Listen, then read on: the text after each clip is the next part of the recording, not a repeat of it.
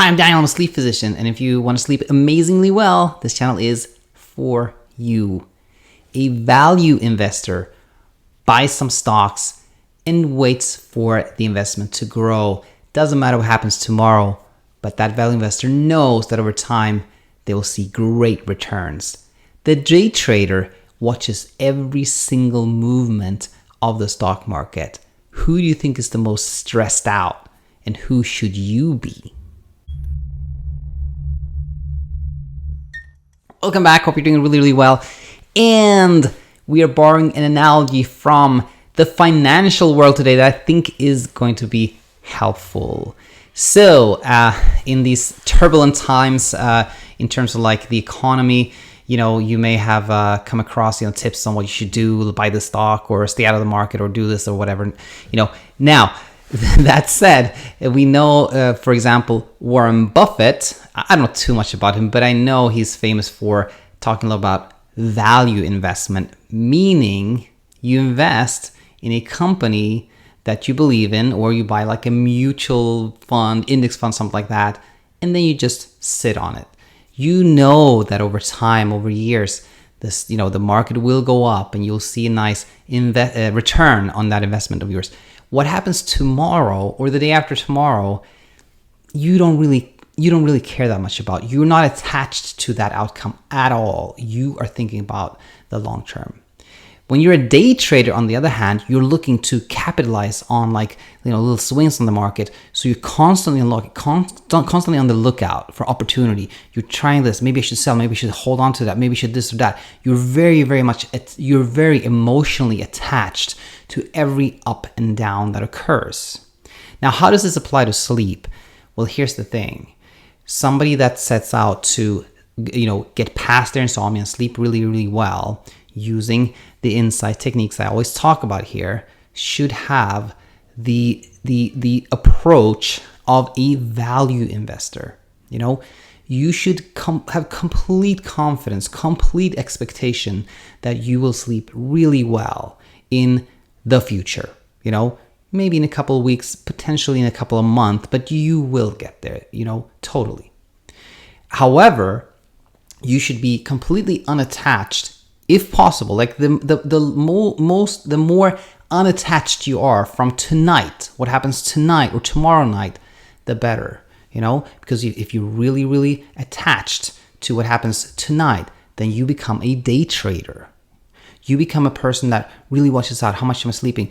What time to get up? What's happening? I tried this. Should I try that? Should I do this other thing? Which is extremely stressful. Just imagine that value investor, they make that investment and then they just sit and wait, versus the day trader who's constantly everything's like life and death. What's happening? What should I do? Super stressful. So be the value investor, try to detach yourself from the day-to-day outcome.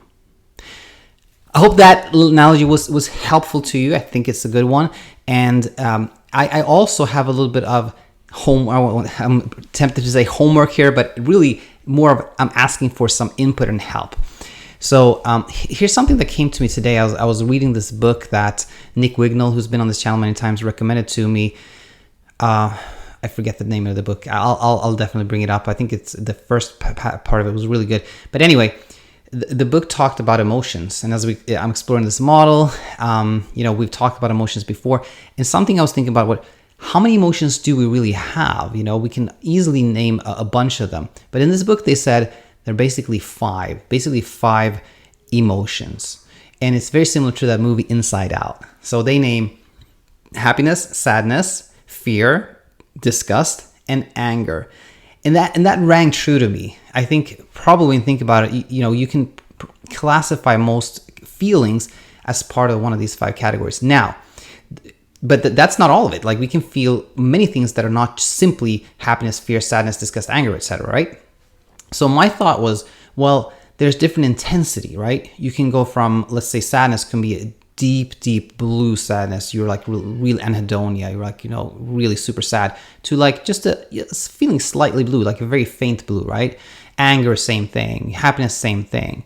Now, so that's one thing that can explain like a broader spectrum. And here was my insight today. Was I thought about those primary colors, right? with only 3 primary colors, red, yellow, and blue, you can create a whole bunch of them, right? And I thought maybe it's the same with feelings, maybe we have these 5 kind of basic feelings, but they can have different intensity, and then you can mix them up to get more. For example, you can mix happiness and sadness to get that kind of bittersweet feeling, like nostalgia. Or you can mix happiness with a tinge of fear, and you get excitement, right? You have happiness with a little bit more fear. Maybe that's kind of hope. You have some happiness, but you're also fearful. So my ask here is, if you find this interesting and you want to help a little bit, then please, if you can try to come up with other combinations where you combine these kind of like primary feelings to get other ones, that would be super helpful as we move forward. Because I would love to be able to explain a whole bunch of more complex feelings using these 5 primary ones with the purpose of, again, demystifying, simplifying things, and being able to tell people that really, if you think about it, there's just these 5 feelings. I think that could be really helpful. So if you want to help with that, I'm super grateful. Send me an email, daniel@insomniainsight.co, or leave a comment. We have a success story that I'm going to read tomorrow from Samuel, who has used ACT, and I'm going to answer questions tomorrow as well. So hope to have you back here real soon. Until then, take it easy.